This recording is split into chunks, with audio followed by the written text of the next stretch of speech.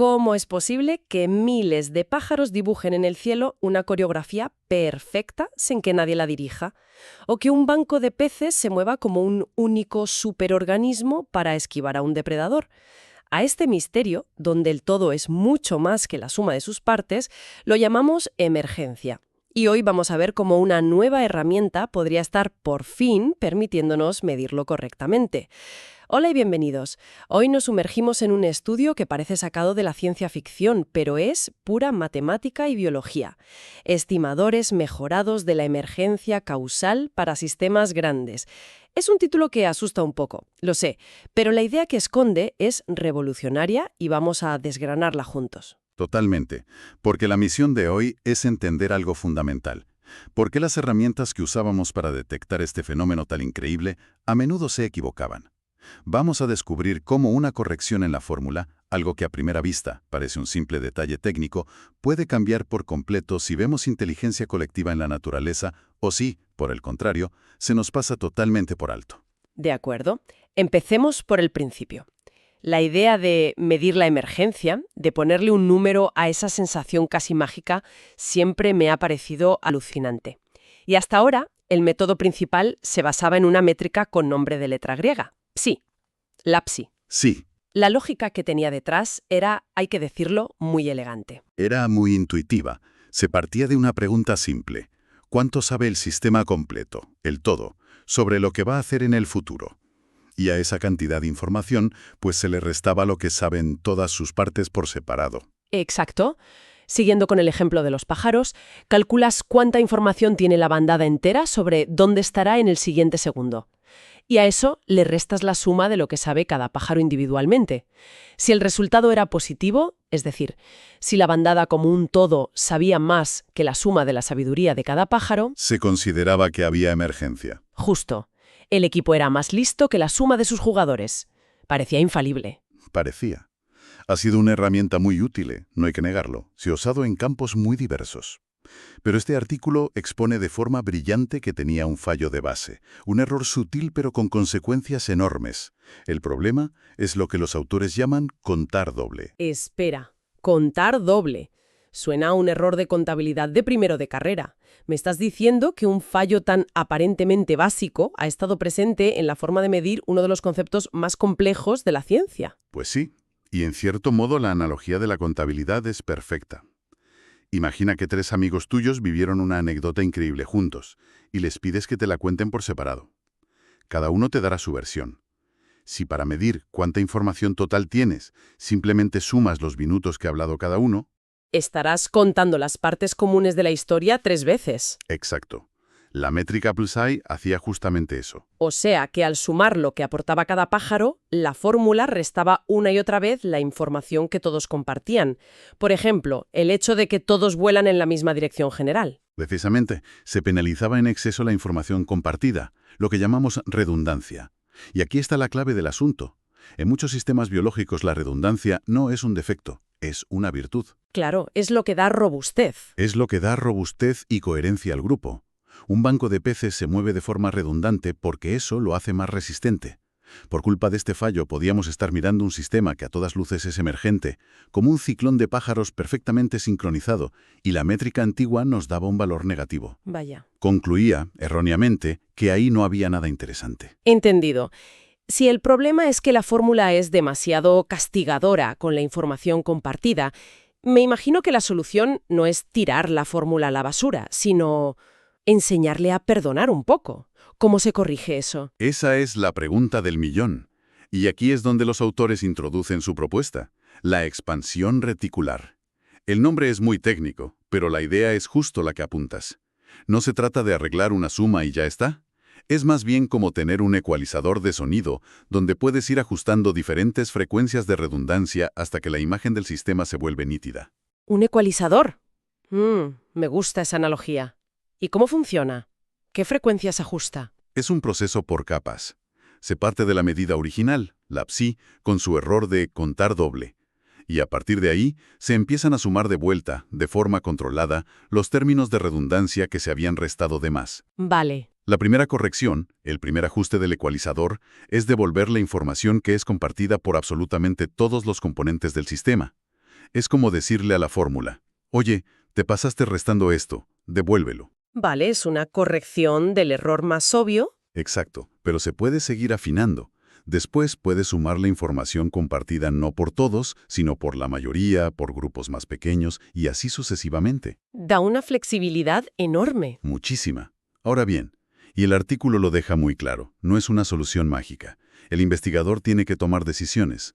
Tiene que elegir una función matemática concreta para definir qué entiende por redundancia. Ah, o sea que no es un botón de encendido-apagado para la emergencia. Sigue habiendo un componente de interpretación por parte del científico. Desde luego.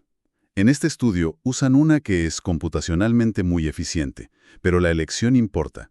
La gran ventaja es que ahora tenemos una herramienta mucho más potente y ajustable, que nos obliga a pensar qué tipo de orden estamos buscando, en lugar de una que aplicaba un rasero único y, como hemos visto, a menudo incorrecto. Y claro, una cosa es la teoría y otra demostrar que funciona. Me imagino que lo pusieron a prueba. Por supuesto. Y lo hicieron de una forma muy inteligente. Primero, en un entorno de laboratorio controlado. El famoso modelo de Boyds de Craig Reynolds. ¿Recuerda esos Boyds? Eran un salvapantallas clásico en los 90. Totalmente. Es increíble pensar que algo que usábamos para decorar la pantalla es en realidad un modelo científico tan potente. Para quien no lo conozca, son agentes virtuales que siguen 3 reglas muy simples.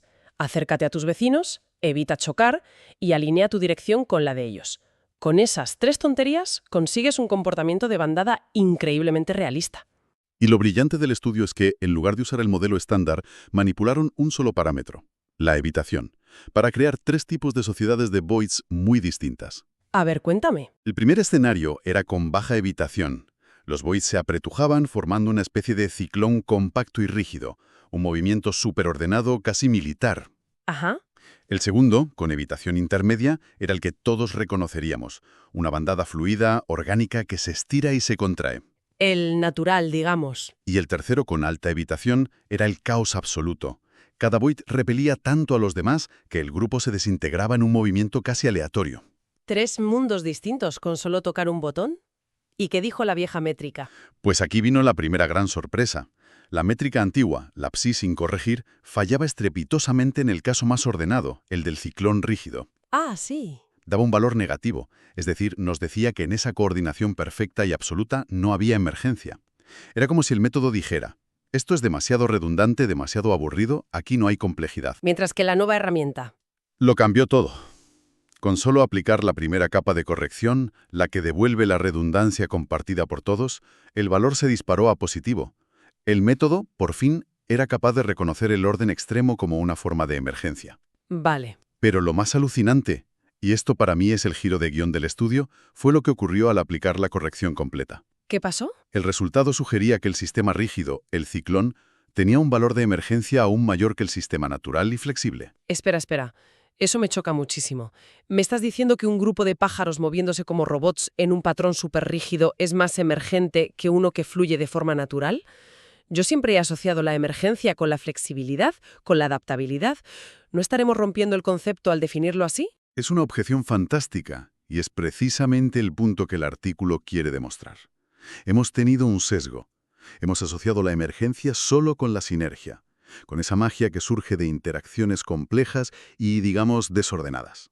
Ya. Pero este nuevo método nos dice que hay otro tipo de emergencia, una que nace del orden extremo y la redundancia masiva. Es un comportamiento colectivo que antes literalmente era invisible para nuestras herramientas.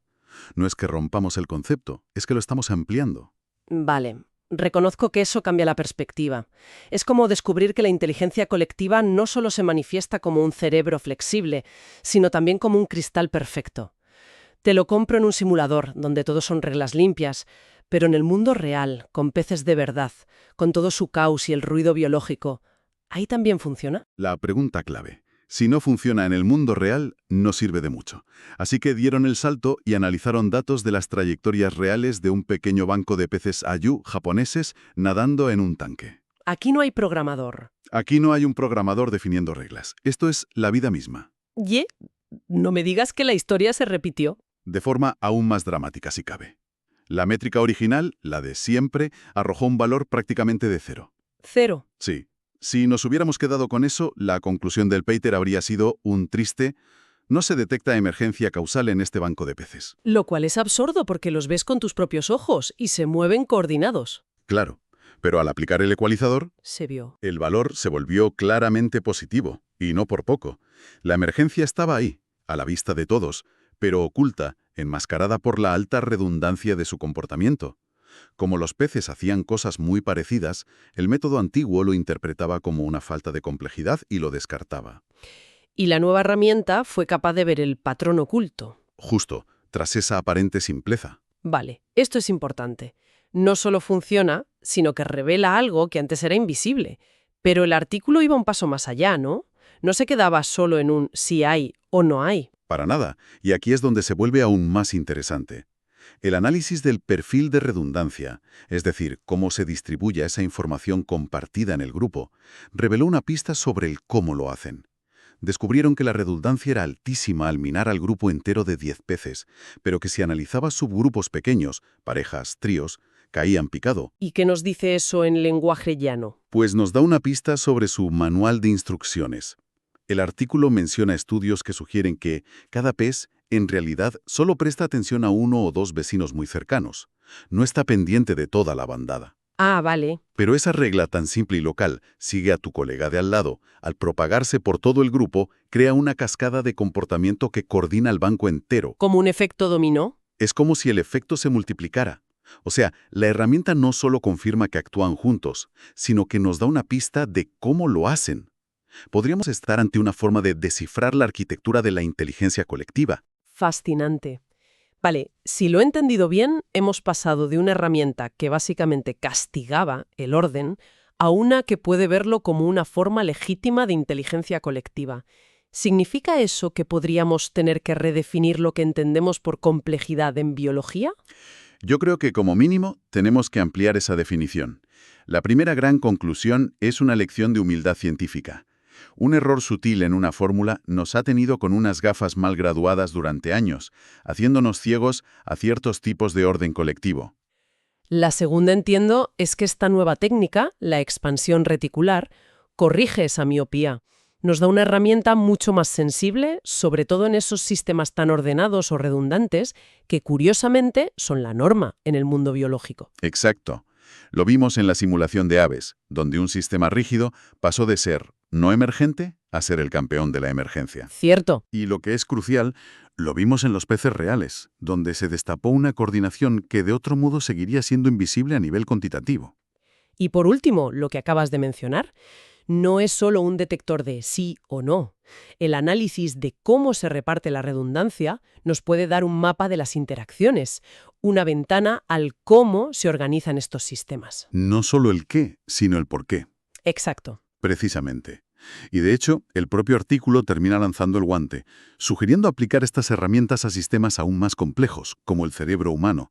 Y eso nos deja con una pregunta final, una de esas que te quitan el sueño. A ver, dispara. Si una simple corrección matemática nos ha permitido ver una forma de inteligencia colectiva que estaba oculta en un puñado de peces, ¿qué patrones de conciencia, qué dinámicas de pensamiento podríamos estar pasando por alto en nuestro propio cerebro?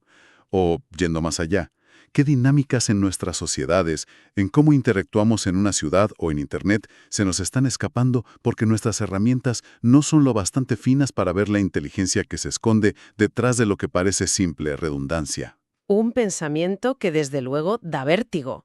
Gracias por guiarnos en este viaje. Ha sido un análisis realmente a fondo. Un placer. Y gracias a todos por acompañarnos. Hasta la próxima.